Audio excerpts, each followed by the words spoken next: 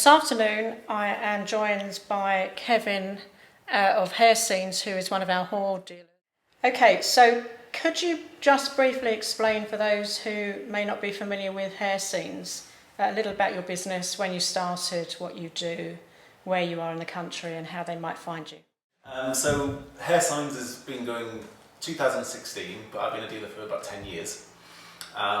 We are based in a place called St Neots, not far from Cambridge. Yep. And we have a unit which has got a part studio for photography of installations, and also we have a book-on section, a shop, sort of bringing a bit of France to Cambridgeshire, I suppose. We're a family-run business. Myself and my wife and the kids, when they're on half terms, and we go buying in France, where we source most of our stock from. Buy in England as well, yeah. I could go anywhere up to Scotland, Yorkshire if I'm going to go see my parents, down to London, and obviously the antique fairs as well, and the markets, that sort of stuff. I used to be in the corporate hospitality sector. So I was originally a chef, and then so I was a classically trained chef in London. I worked for the Roux Brothers for a while, and then I moved up the career ladder quite quickly, and then became a business development manager for a corporate hospitality company. Okay. So you hadn't been self-employed before you came into this? Not at all. My wife had, and she was in publishing. Okay. And she had her own publishing business and doing editorial things. For myself, it was when we got pregnant with twins. It was a bit of a light bulb moment, and I said, right, we need to do something different because you need the flexibility. So we said, let's look for a self-employed business. We started our own business of buying lovely things, and I started to sell those through an antique centre. But it was some of the reproduction items that you get hold of for the homewares, and a few of the vintage items. But there's a really good person who was there who taught me a lot about the antiques world. I was helping from the business side of things, from setting up shops. It's a new antique centre, but this lady had been in the business for many years. So I was a sponge. I was absorbing everything she was saying. I was watching these dealers who were going to France, all these adventures they were having and buying things, and I slowly started to buy more and more of that. And what did you buy when you first started? What sort of thing? So it was more like the vintage things, so crockery, china, that sort of thing, some of the vintage fabrics. Very different from what you do now. Very, very different, yeah. And I started buying objects when I was at auctions. Things would start to appeal to me. So maybe some animal objects, signage. And I started to get this, and what I found out to be known as the decorative antiques market. Okay. I never understood why antique dealers would always say the word, the decorative section, and I was like, what do you mean? It's an antique, it's old, isn't it? And you soon learn at the different, but I also got a knowledge of silver and jewellery as well from this dealer, so I started dealing in gold and silver objects as well. Do you still do that? Occasionally, if something catches my eye, a nice piece of amber or something like that. But you're more interiors. But I'm more interiors focused, that seems to be where I feel more comfortable. Yeah. So when I put on a big shirt, Ardingly or something like that, that's what my store represents, and that's what when you visit this site you'll understand, and it sort of represents what we do. So when you sell, how do you sell? So we have our own website, hairsigns.com, which links all of our items directly to the hoard and to the DC. So both of those online marketplaces we can have. So when you go to an item on our website, you click it, and it will take you to the outlet on the hoard or the DC, whichever we've done the link to. So then you can automatically check out with PayPal, or we can take credit card, we can do invoicing and that sort of thing. Do you sell at fairs as well? Yeah, I do. I used to be a regular store holder at Kempton, at Newark, at Ardingly. Now Ardingly seems to be my main one in the shopping arcades. That sort of seems to be where my home is. Okay, are you doing the one this month? I am. I'm going to be in shopping arcade number 3, as always, and I'll be there on the setting up Monday nights, ready for the Tuesday and the Wednesday. You joined the Hoard Vintage in 2017 and the DC in 2019. Would you honestly, and forget I'm here, but would you honestly recommend marketplaces for dealers in general, and why would you recommend them? Yeah, I mean, I think for myself, it's sort of just having your own websites is one thing, because that gives you a place. It's sort of somewhere where people can find information.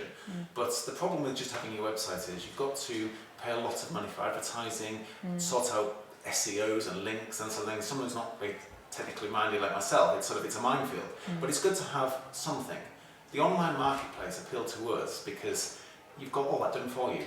the marketing's there, the advertising and that sort of thing. So it's a go-to place. But it wasn't just necessarily about the sales for it. It's a place that sort of advertised what you can do.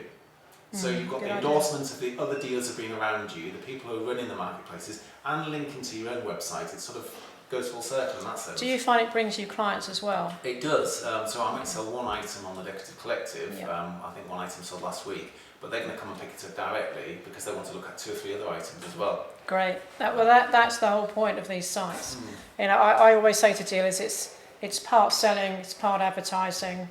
To get them to go to your own site or to your own unit or studio or wherever you are. So you've got to you've got to see it as sort of as a whole marketing thing. It's not just here's my fee and how much am I selling. You've got to see it as a whole package. And long term, I think it's no different from a shop. You know, you wouldn't open a shop and give up after a month. So if you do these marketplaces, I think they should be seen as part of a longer term plan rather than just a short one. Absolutely.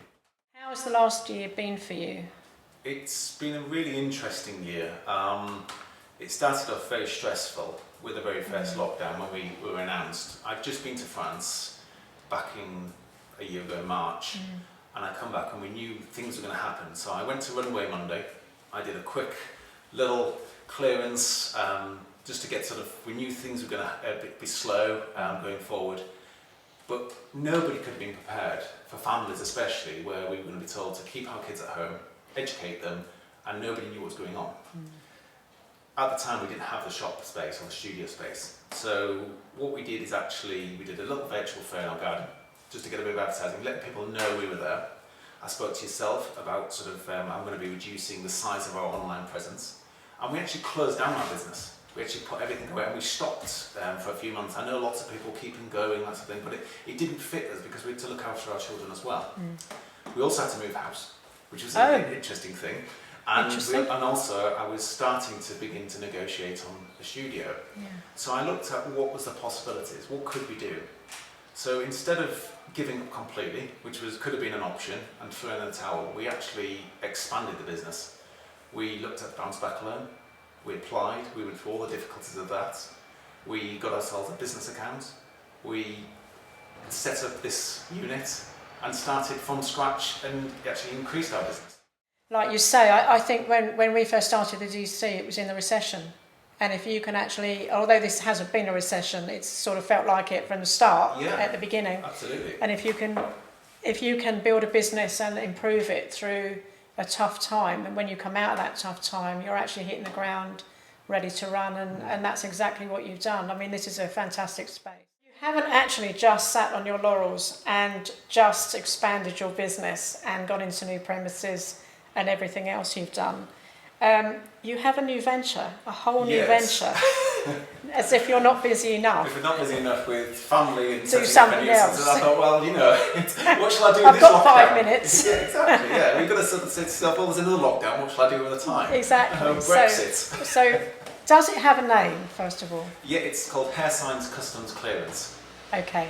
And would you like to briefly, initially, just explain what that is about and encompasses? Yeah, so on the back of Brexit, we knew that we were going to have to change what we were going to have to do and how we were going to do it in terms of the buying and potentially the selling relationship. And back in November, we still, and I say we as in the collective of the society, didn't know what that relationship was going to be with the European Union. A deal, no deal, we didn't know what it would mean if there was a deal or no deal. So we waited and we said, okay, there's a deal.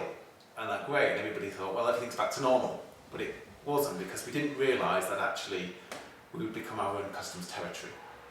And this is where we thought, well, okay, things are going to change. So we started to do our own research, like everybody was told to. Which is about December time. About December time. So go on to the transition checker. And the thing I keep coming back to is, you're going to have to do customs clearances, exporting and importing. It's going to be a way of life. And the cost involved in that could potentially be astronomical, especially just from clearing an actual invoice. Just like everybody who imports to any other country around the world. So I explored, I talked to a few people, a few customs brokers, intermediaries, freight forwarders, And All also, in this country or in Europe as all well? in this country to start with. And the point that they kept coming back to is that there isn't enough capacity to cope with all of these extra clearances.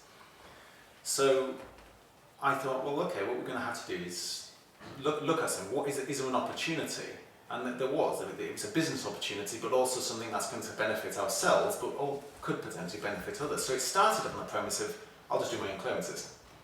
Then I thought, well, this is a lot of investment and a lot of cost. So equipment, software, licenses, knowledge gaining, training courses. So I thought, well, could I expand that into an actual business revenue stream? So we've hit the ground running a little, and it's been a case of doing the training, finding out the systems that I need to put in place, finding out what we need to do in the French side as well, and then actually trying to create a business out of it, really. And so at the moment, we're at the stage of where we're going to be able to offer our services soon. And when does it launch? We've said summer. We've said Okay. summer this year. So we're hoping that it all depends on certain authorisations and licences coming through. So we've got to wait for HMRC to get back to us and a few things we've applied for. We've got to wait for the software to come through. Everybody's heard the word chief and how do you talk with the chief system and that sort of thing. And it's not so much it's a sticking point, you just got to get the processes correct. Yeah. And that's what we're doing. We want to make sure that we're ticking all the boxes and I don't have to re-go and do things. So there's been a lot of talking to VAT experts, accountants, both in, I've set up a relationship with 2 accountants in Paris, also in this country. I've also got relationships with people in the EU as well, customs brokers, because they're advising me what they need, as well as the UK side. Do you think it's a fluid situation in terms of can you see things changing and either getting easier or getting harder, or do you see it as probably remaining the same? Or things are going to change completely if everybody is being used to just popping across to the continent and coming back. If I said to you, well, we're going to go on a dining trip to America, and then we're going to bring all our things back again. Well, you put lots of procedures in place. You'd know you'd have to organise a shipper, you'd need a customs broker, you'd need to cross-border checks, health and safety checks. Well, all that's going to be in place for England and Europe from now on. And we've got to treat, when we talk about the UK, we've actually got to talk about GB, Great Britain, and Northern Ireland. Even though in the same vein, when it comes to customs territory, it's very different. So there's going to be lots of different changes. The European Union have been working on this for 4 years, and they're ready. Their systems are in place, they're ready to go.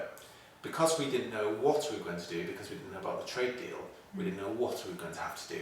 We now know, so up until even the 15th of March, we're still moving the goalposts slightly. So procedures will be coming in and tougher border checks and processes will be happening over the next 12 months, right up until January next year. So we were told that everybody's heard about this delaying your declarations for 6 months. Well, that goes on till next January, but there's still things that you have to follow to be able to allow you to delay your declarations. so as part of the service you'll be providing, and we'll get into more of that, but will you be doing things like help guides and for clients who use you? Will you be producing things like that? Yeah, I mean, I think the idea is initially, I've spoken to a couple of potential clients already. We've had a great amount of feedback and response from people. Like, well, what can you offer us? What can you do for us? And I think, well, it's going to be a bit of a mixture. I mean, at first, there'll be a bit of an advice service. So if people have got very specific questions related to their business, we'll be able to help them with that. And that could be, I'm not a VAT expert, and I'm not a solicitor, but what I can do is I can give them the interpretation of the law of what it affects to their question. Yeah. So I can do the research on that because I've got access to systems that give me access to the Union Customs Code, which you can't access if you're outside of Europe. Now, this is the customs law that operates in the European Union. We also have our UK trade tariff, which is 3 volumes which talk about our tariff code, I have access to that.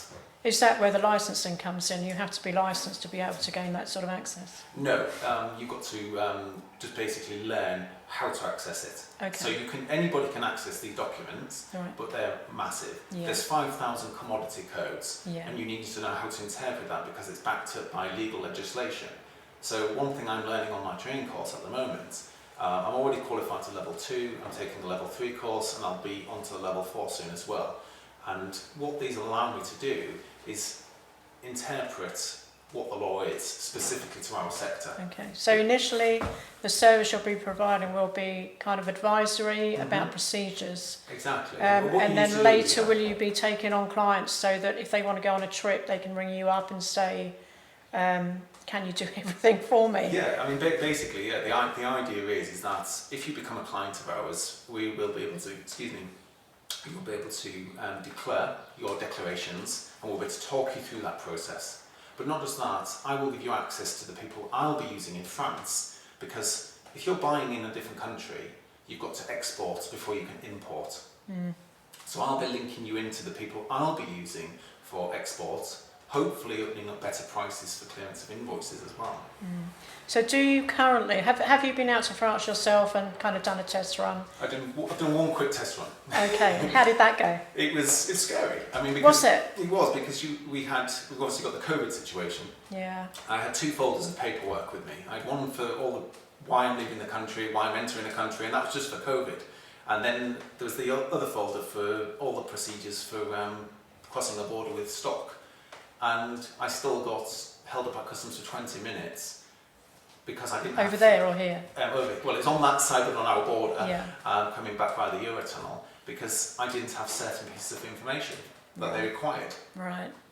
So it's actually quite a complicated process. I mean, I do know of a couple of dealers who have managed to get themselves a British customs agent and now a European customs agent. But there's obviously a lot more, apart from just getting yourself an agent. There's a lot more involved in the procedures, and you obviously need to know an awful lot more. Absolutely. It's all about interpreting which customs commodity codes apply to you.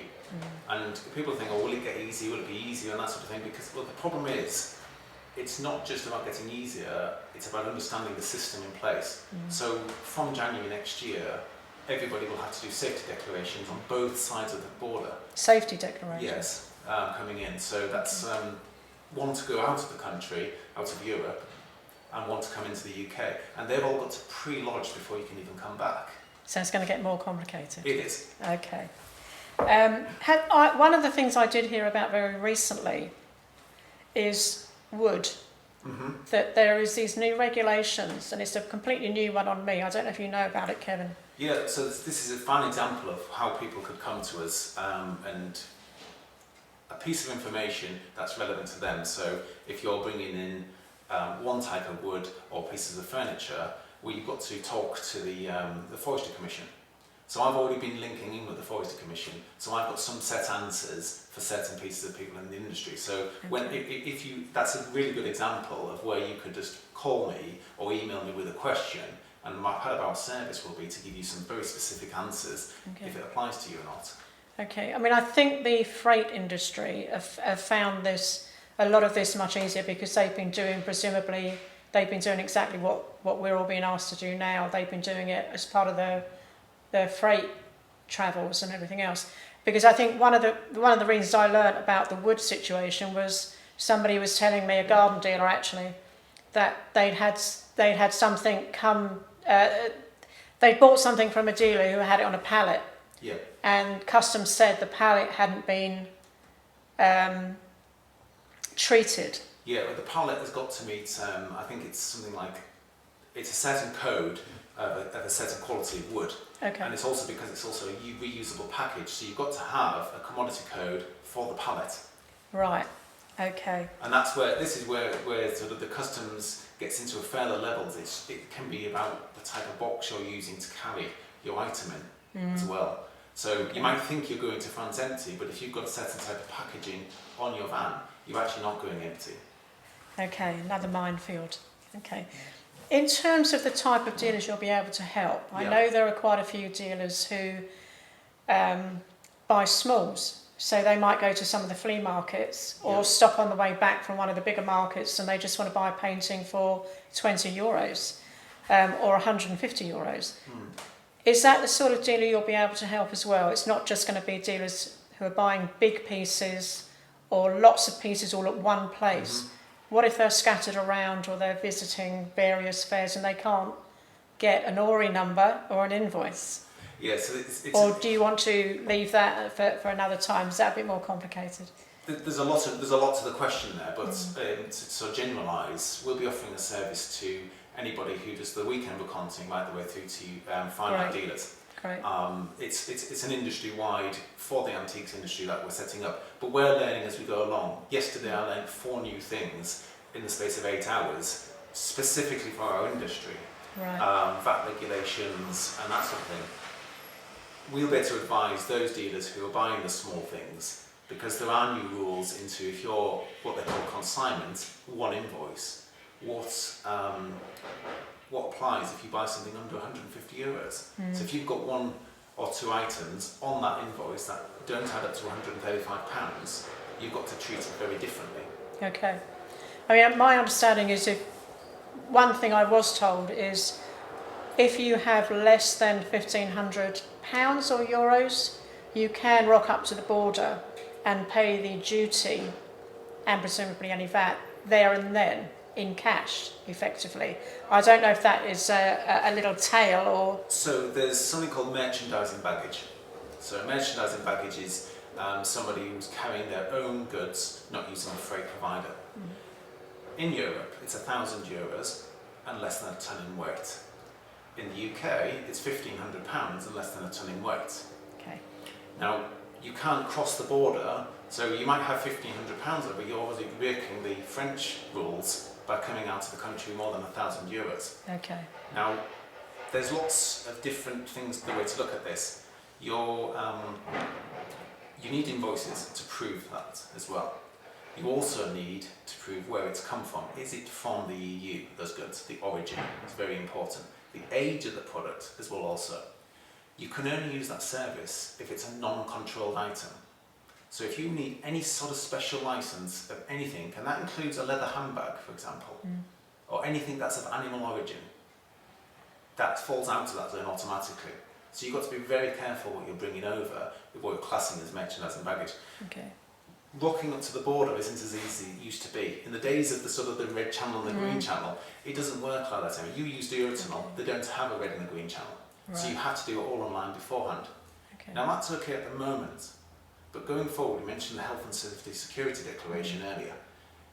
That's got to be done going forward from the 1st of January. Right. So it almost balances it out. Okay. And just as a sort of point on that, sort of for everybody who's watching this, if you are selling goods, you have to declare them as commercial items. Right. Don't bring them back as, oh, well, it's just a gift. Yeah. There's big penalties. If you're caught once, Yeah. the repercussions will be massive. Okay.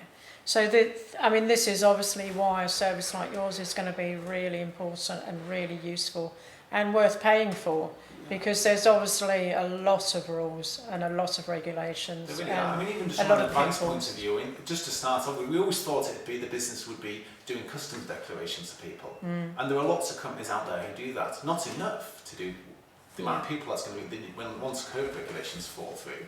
Yeah. But I think actually the main part of our first business is going to be advising people. So we've covered the type of dealers that you can help, which is basically anybody. Yeah. Are you going to be offering your service to European dealers who might want to come over here and do fairs? And I'm asking you this obviously off the top of my head, actually. No, absolutely. And also European dealers who will be selling into the UK. Will you be offering your service to them? Yeah, so to do customs clearances, you have to be based in your own country. So any of those dealers who want to import have to use a UK service. Any dealer who wants to import into Europe or export from Europe has to have a business that's based in Europe. So, yes, the answer, yes, I will be able to do that. Okay. There's 2 types of representation. There's what's called direct representation and indirect representation. For the UK dealer base, I can act as a direct representative, which means they take responsibility under contract of anything that I do for them. Whereas a non-UK resident who comes over, I'll be working in indirect representation, which means we split the liability, but they'll be under stricter conditions and under stricter contact with myself. Okay. There's different rules. Are you going to set up? Yeah, At the moment it's it's an add-on to our existing website. There's a page there which we'll be updating with more information, how you can contact us and that sort of thing. Yeah. At the moment you just email through us. But yes, as the business develops, there'll be a standalone website, and we're also already looking into a separate office as well for where we can do the customs clearances from. Right. Do you speak French or Italian? I can negotiate in French and I can order a coffee and some food, so that generally gets More me than by. me. That's what I need to do generally, yes.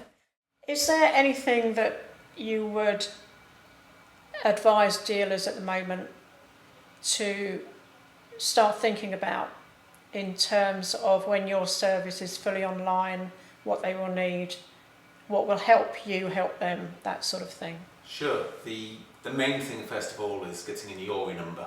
So if you haven't already, as a business, if you want to import and export, you have to have an IORI number. Easy to do.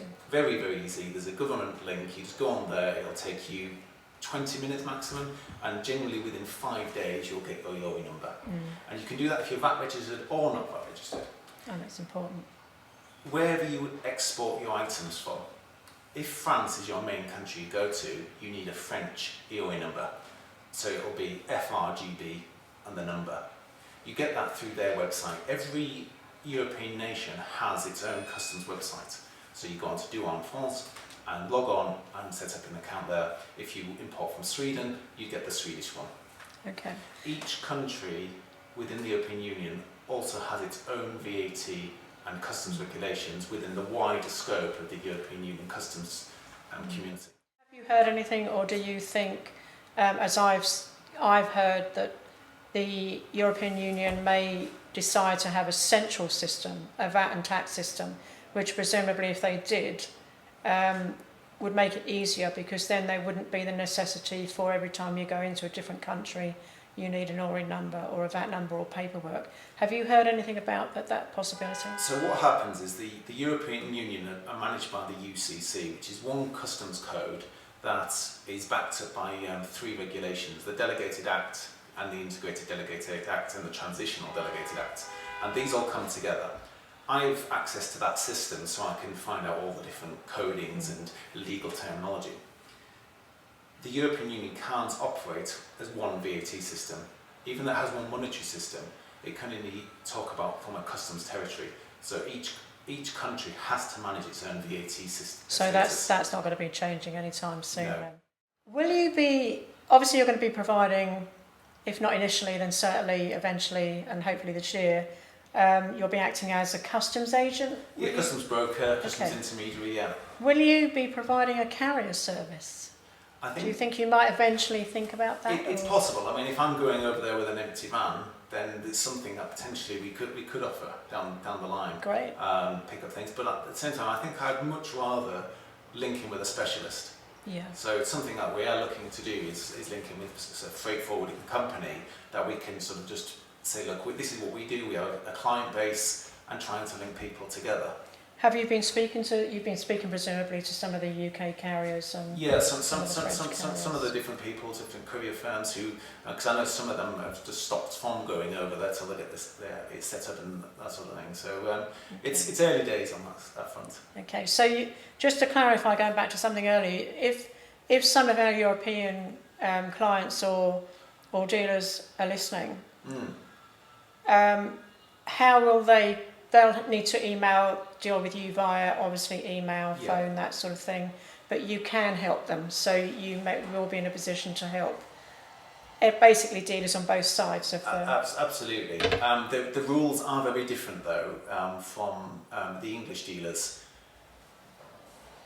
If you're coming over with a van load of things to sell, you need to be registered with VAT for the HMRC. Because you're selling direct from Europe. So the European sellers, just like we would, if we would sell it directly in France, you'd need to have a TVA number, so the French. Are you also doing this service because you you know through the studies you're doing and the things you're learning that it's not going to be enough just to find, say, a customs agent here and a customs agent there, that there's an awful lot in between. So is it actually risky for dealers to try and just do this themselves? It's the liability for doing the declaration always lies with the person who's importing and exporting, so the dealer. But if you get somebody to do it for you, you're going to avoid delays at the border, mistakes, paying the incorrect duty or import Which VAT. could be more. You could be paying You more. could be paying too Actually, much. you should be paying less. That will be a real benefit to dealers who use a service like yours, is that you will obviously keep them up to date with any changes, and that sort of thing. So they won't just be getting a service in terms of the items they're buying or selling or whatever. They'll actually be, it will be kind of like having their own advisor. I guess it's like the marketplaces. It's not just about one thing. It's actually about kind of future-proofing your business, because you just want to get on with your business and you will be allowing them to do just that. Yeah. Costs. Are we going to talk about costs, or is that something that you can't talk about at the moment because it's still an ongoing situation and you're still getting your licenses and everything? It's hard to sort of pinpoint exactly, because it all depends on, if you were asking me, if you phoned up your solicitor and said, oh, I've got a quick question, you'll be billed for a half an hour service. Or if you want to sit down and you've got a house to sell, it's that sort of, it depends on how depth. So from the advice point of view, it's really hard to sort of pinpoint exactly if there's a set cost. So that's going to be developed. Okay. In terms of the declarations, there's sort of like lots of figures being banding out there. It's going to cost me £50, it's going to cost me £100 per invoice to clear and that sort of thing. So what I'm trying to do is make it as cost effective for our industry as possible by sort of getting my own system in place that I can do the declarations myself. Then hopefully I'll be able to offer some sort of package as well as individual price plans. That's a great idea. I mean, presumably what dealers will want to do, because a lot of the time it might be you or Jen who's in England and they might be at a fair and they ring you up and say, I've been to this market, I've got all this gear, I want to bring it back. Presumably you will have a system whereby they can take a picture of their invoices with their phone and send those to you, and you'll be able to deal with them on their behalf while they're still over there. Yeah, I mean that's basically it. Yeah, Okay. it's as much notice as possible. I mean, there are other things we're looking into at the moment where we can do the delayed declarations. So you are declaring, and it's what's called entry in declarant's records, where you declare it with all the information I asked you to record, and you still can pass through customs and then do declarations afterwards. But you've sort of done it's like the first stage of a declaration process. However, you've still got to export from Europe first. Okay. So you've been learning about all of this for what, 4 months now? Yeah.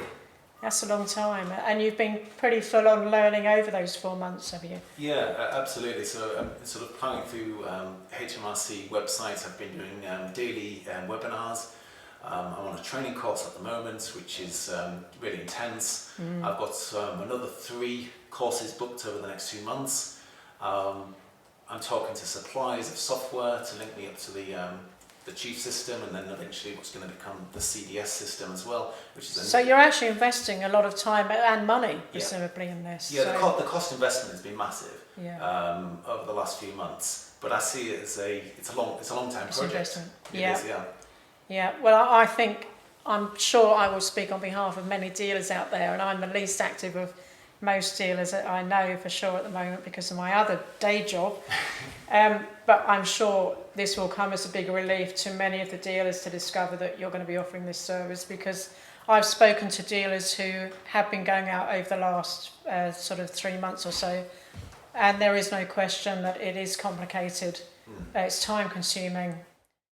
I think what dealers want to do is basically go out and buy and bring their things back. So having a service that will allow them to basically get on with their day-to-day running of their business and have someone effectively working for them working for their business doing a lot of this will come as a real relief. So on behalf of many dealers, Kevin, I should say thank you. Okay. Will Jen be involved in this part of the business, in this side of the business? Yes, she will be. Jen does a lot of our online side of things anyway. Yeah. She did the administration and setting up and doing the photography for the business as well. So once I'm up to speed on everything, it's Jenny's turn to get on with the legislation. Okay. Well, I hope this doesn't take you both away from your main antique business, because you're very successful at it. I hope you can find a kind of happy ground between running both the businesses. No, I think so, and I think it's going to be it's a great local opportunity as well. So what I'm intending to do is hopefully employ a couple of local people as well. That's and, great. And expand and offer some training. So it's very early stages at the moment, but the idea is that they will have a dedicated office with local people employed to do the custom side of things. It's an industry that needs more investment. So I'm looking to sort of expand that, but make it specialised for the antiques, the vintage and the collectibles trade. Yeah, I think you're at the forefront of this. It's been a pleasure to meet you, so thank you very much. And so just to be clear, how can people, do you want people to contact you now? Yeah, I think the best thing to do is to register your interest, as they say. So go on to hairsigns.com and you'll find a link to our customs clearance section, and then you can just send me a simple email through that, and then or come talk to me at one of the fairs, and I'll give you a card and a quick chat. And you'll be at Ardingly next week. I'm looking forward to it. And where are you at Ardingly? Shopping Arcade number 3. Fantastic. Well, I shall see you there as well. Thank you very much. Thanks, Jamie.